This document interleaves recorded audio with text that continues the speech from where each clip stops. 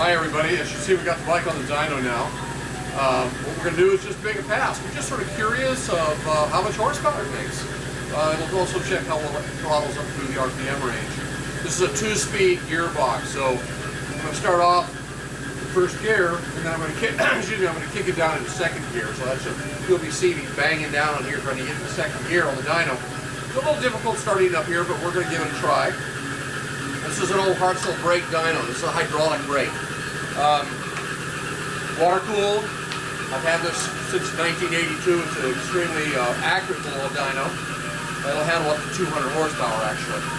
What we have in here is the gauge pack and the actual horsepower reading here, which is multiplied by 1.5%, which will give us the accurate reading of how much horsepower this bike puts out.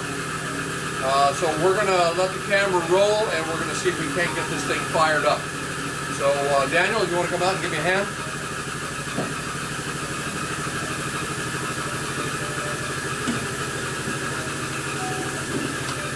Okay, I'm going to try this to see if it's warm enough now. We'll just take it normally without much choke and see what happens, okay?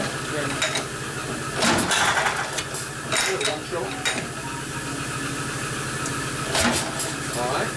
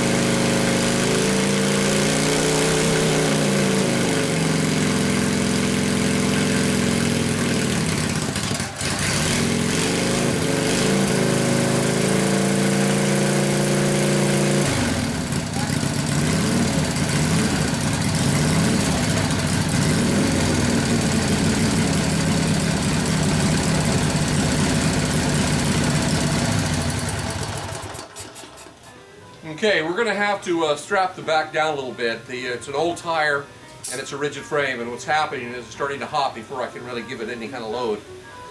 So we're going to see, we'll strap it down and see how that works. One on each side. Very lightly strap down, but just to keep it from bouncing.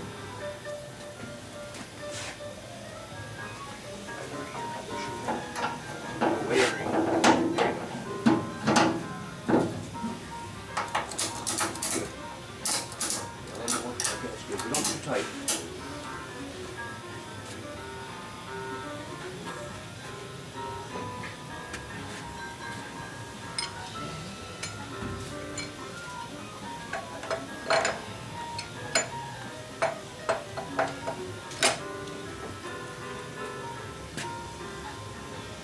Sometimes these tires, of course this has been running for a long time, you know, with chains on it, and so the tires aren't real round anymore, and that can be somewhat of a problem sometimes on the dyno. So hopefully this will steady it down enough where we can give it a little load and hopefully get a couple readings. Good. We'll try that. Okay. Fire this puppy off.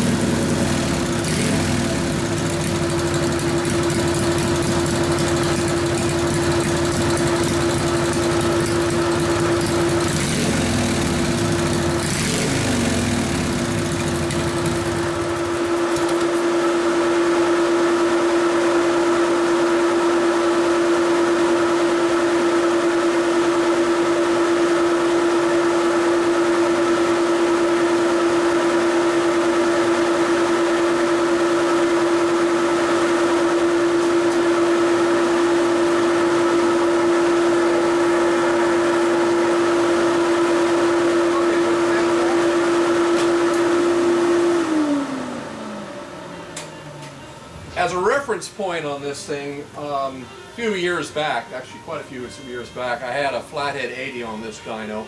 And the Flathead 80 put out about 24 horsepower to the rear wheel. And that was pretty good. You understand these old flatheads didn't produce a lot of horsepower. So this is a 45 cubic inch, and we're getting right at the moment of almost 30 horsepower. That's pretty darn good. So, pretty amazing, as you saw. Sounds pretty cool. Handled the dyno well. I'm pretty happy. So, 1939 Indian hill climber with 30 horsepower to the rear wheel. I think that's not too shabby. Hope you enjoyed it, and wait for the next one.